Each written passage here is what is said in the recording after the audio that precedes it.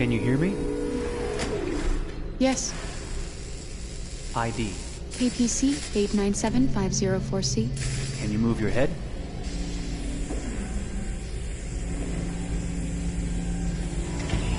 Your eyes now.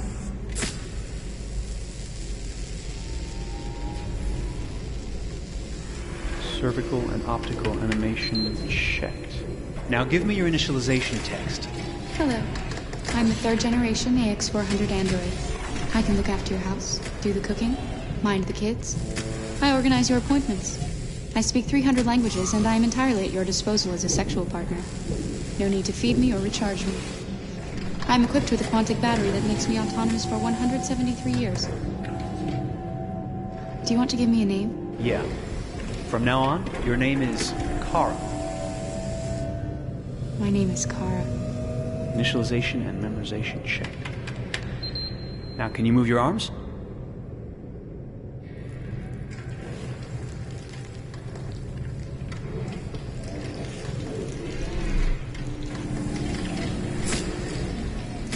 Upper limb connection checked. Now say something in German. Ich bin eine AX400 Android 3. Generation, erschaffen als Ihr persönlicher Assistent und intimer Beziehungspartner. Say it in French. Je suis un androïde de 3e génération AX400, conçu pour être votre assistante personnelle et votre partenaire intime. Okay, now sing something in Japanese.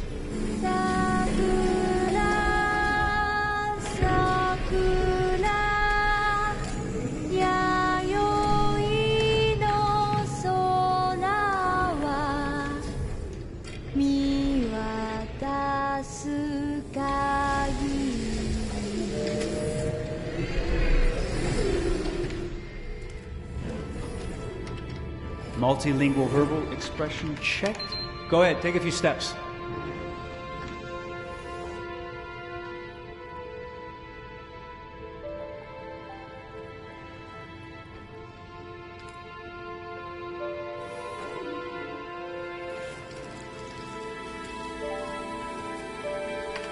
Locomotion checked.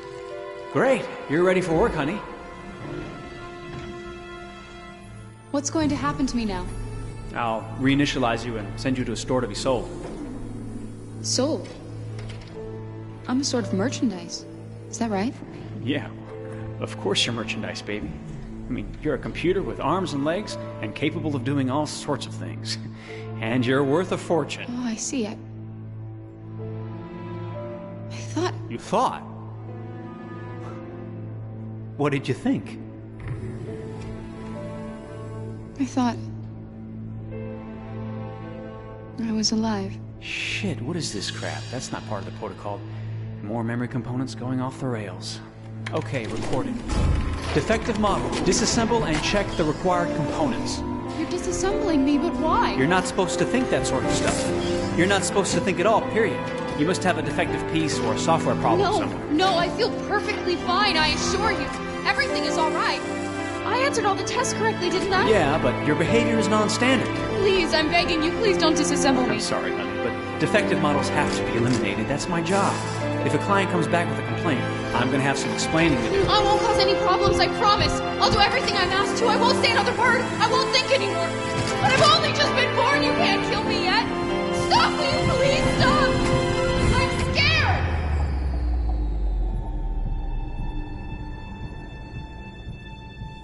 I want to live.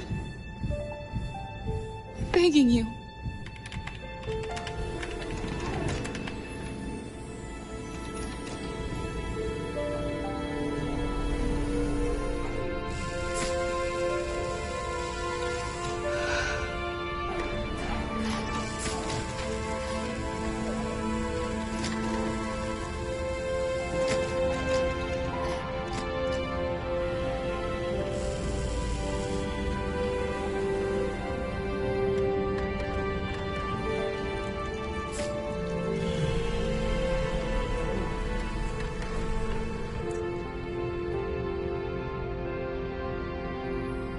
Go and join the others.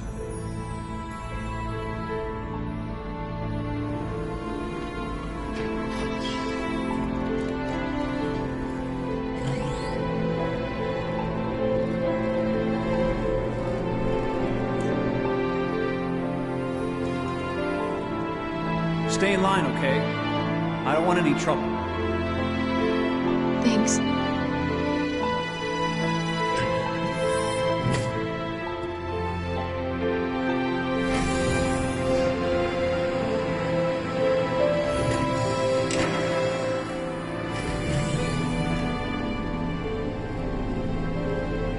My God.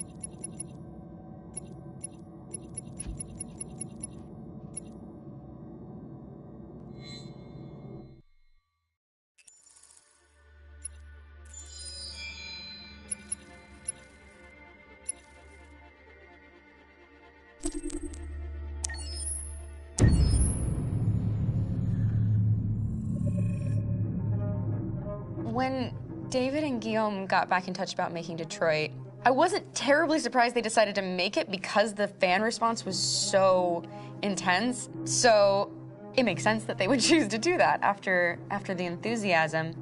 It was a challenge, and it was just an interesting thing to get my head around how to approach this character now as a different, much older person, and whether or not she had changed. And I'm very happy to say that with Detroit, I've had the opportunity to see Kara grow so much more than I ever expected. You do the housework, the washing, you cook the meals, and you take care of... God damn it, where the fuck's the rat gone now? Alice!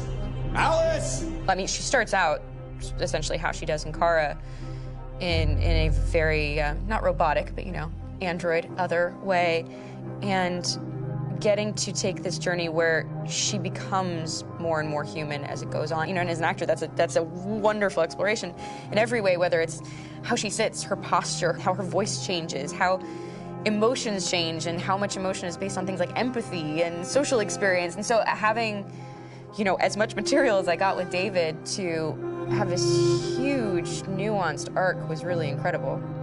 Why couldn't we just be happy?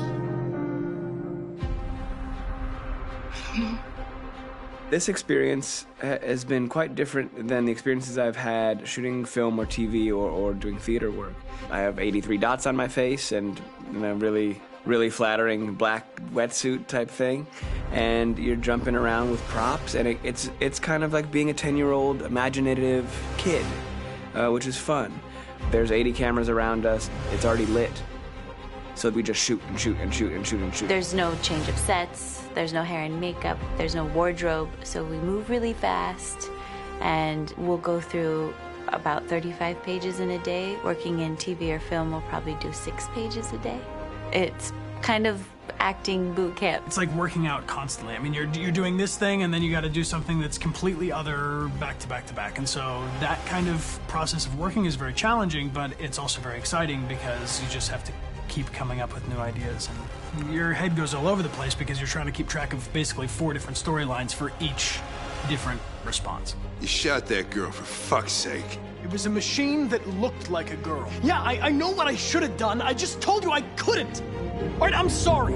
The fact that David Cade, he's telling like many stories interwoven from beginning to end is super complicated and super impressive, and I have no idea how he keeps it all in his head. He's not just the writer or the director who's seeing this from the outside eye, he's also thinking about the player walking through this space. You know, only somebody who really, really loves not the work, but like these characters and these stories and cares about doing something meaningful would invest that much in it, and it's always inspiring to work with somebody who cares that much. My experience with motion capture is this one. And I found it sort of terrifying in a way, because they said the computer's going to build you. But then, as we got into it, I realized all the elements of it were still artistic. I just dipped into a really brilliant setup here. I've never seen anything like it. And this won't turn me into a product because I was playing a character. So, it's wonderful. In the game, Detroit comes back because of a revolutionary industrial rebirth. And there's no reason why that can't happen in Detroit, because they have such tremendous infrastructure for millions and millions of people who can very easily support, you know, a new industry. The city is really strong and resilient, but the city has also been through so much. You see the damage. But it takes that time of kind of rebuilding and reinvesting into the city that I think is happening slowly but surely. The potential of Detroit as a city is something that this game does a lot of justice to, because it would be easy to look at Detroit as some place that used to be, and that's not the case. This game provokes a lot of conversation and reflection on our potential near-future engagement with machines. That's what we are to them. There's merchandise on display in a shop window. I think that a group that feels marginalized, feels like they deserve and have earned access to themselves and the environment around them, and are trying to figure out a way to articulate how to get freedom. What was I designed to be? Their slave? Their toy? It plays with your comfort levels. You think that this is fine, you're comfortable with it, until something blurs the line and throws you off, and now, do I feel differently about whether this should be allowed? Should it be banned? Should it be encouraged? You're gonna ruin our lives, and for what? For a bunch of machines? They are not machines! They are alive! I'm alive! You're alive! They're nothing! There are lots of comparable comparisons to any type of persecution of religion, race, etc., dating way back. It can't just be a video game where you shoot 'em up or where people make these choices to do whatever. I think that's the whole point. You have the choice, and you can either choose to go in one direction with your character or another. And I think that's going to be very telling about the gamer. Very telling. I think there's going to be a really strong reaction to this game, which has such a strong perspective. I'm that much more proud of it now to get to be a part of it, because it's important. In this game, you're actively building and designing the character through not just what kind of shield does he have or what color hair does she have, but like their temperament and the way they deal with problems. The different endings to this game are so radically different based off maybe seemingly insignificant choices in the moment, but like life, they all add up. And can't play life again, though.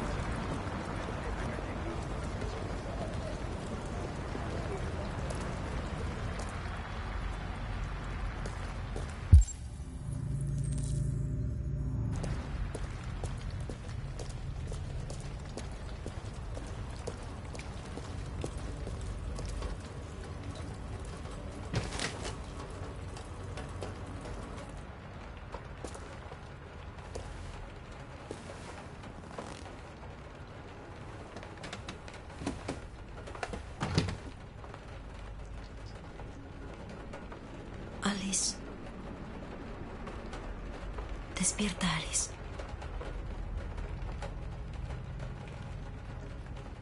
¿Entonces no fue una pesadilla? No. No, no fue una pesadilla. ¿Cómo te sientes? Tengo frío. ¿Qué vamos a hacer ahora? El androide de ayer me dio una dirección, dijo que ahí nos podrían ayudar. El tren pasa del otro lado de la carretera. La estación debe estar cerca. ¿Te sientes bien para caminar? Pues vamos.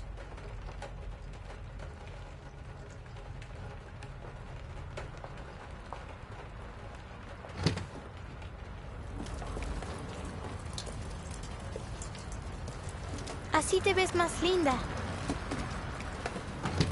Ahora pareces una verdadera humana.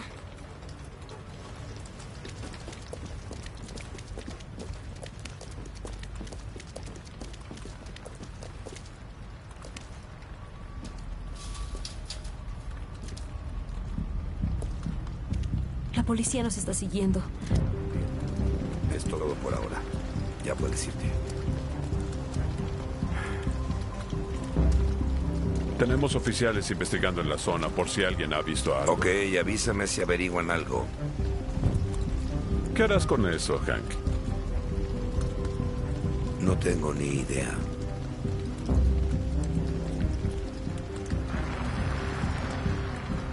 A las 2:30. Tomó el primer autobús que pasó y se bajó en la última estación. No fue una decisión planeada, la motivó el miedo. Los androides no sienten miedo. Los divergentes sí. Las emociones pueden abrumarlos y toman decisiones irracionales. Pero eso no nos dice a dónde fue. No tenía planes, ni a dónde ir. Tal vez no está muy lejos. Tal vez.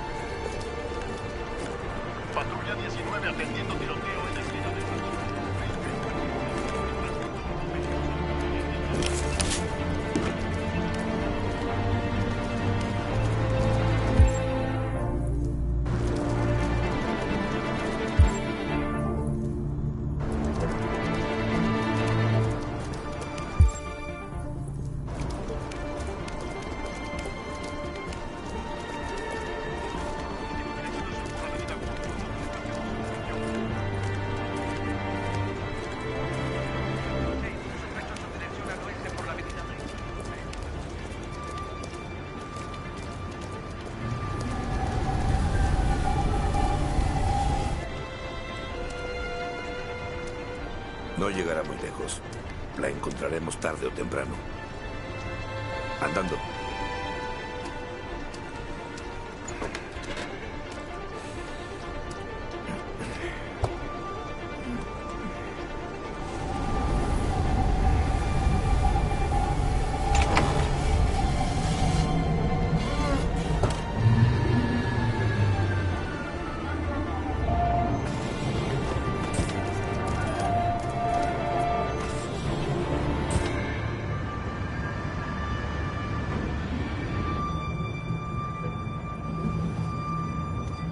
¿Estás bien?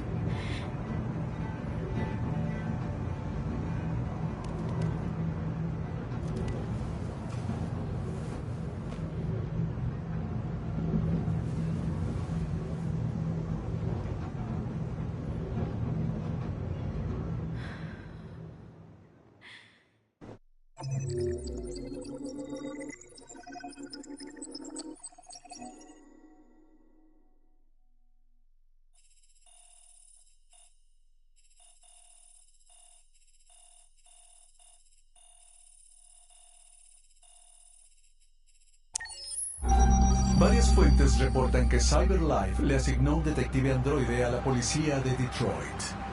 Si bien por varios años hemos seguido a los androides de policías, este sería el primer caso en que se permite que un androide tenga un papel activo en investigaciones criminales. Acudimos a CyberLife para hablar al respecto.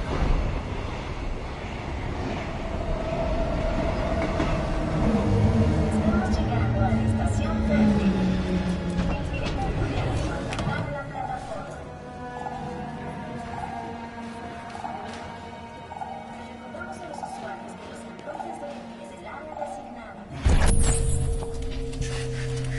Hay un lugar donde podemos ser libres. ¡Encuentra a Jericho!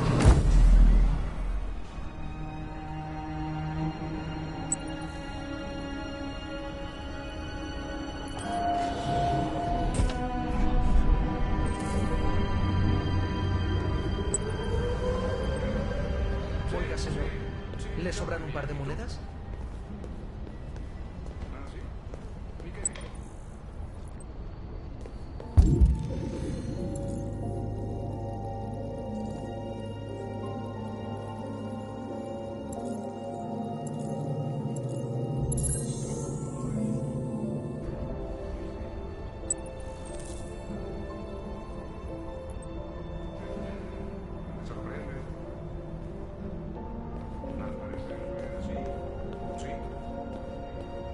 Exacto. Qué locura, ¿no? Claro, hablamos luego. Por supuesto.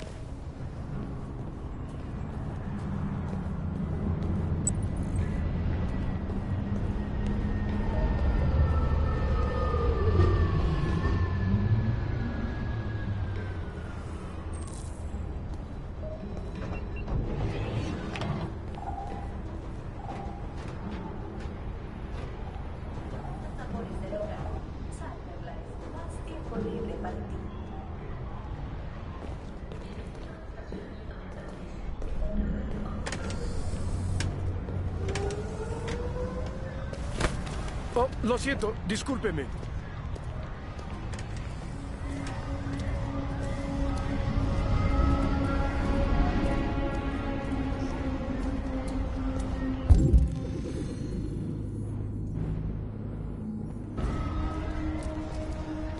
¿De verdad nos desharemos de Mandy? La abuela dice que no le deja hacer nada acá. ¡Pero qué genial!